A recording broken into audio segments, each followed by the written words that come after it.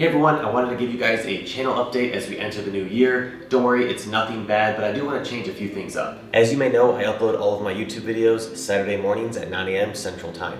Since starting the channel on December 13th of 2020, I've uploaded 108 YouTube videos, and in that time, I've only missed 2 uploads. This consistency meant a lot to me. I uploaded no matter what.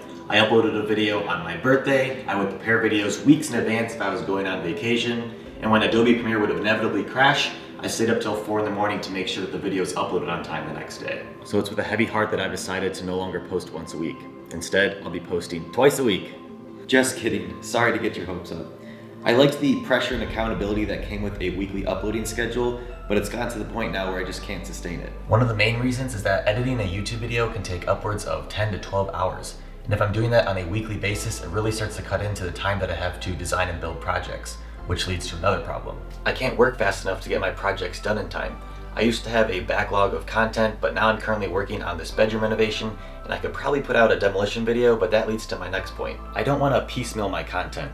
The weekly upload schedule caused me to break my projects down into many different parts, which can be helpful at times.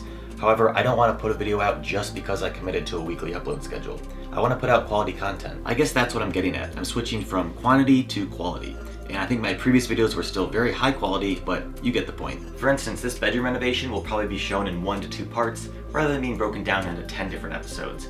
And I don't want to commit just yet to another upload schedule, but I plan to upload at least once to twice a month. I hope you guys can understand, and just because I'm not uploading as frequently, that does not mean I'm less dedicated to the channel.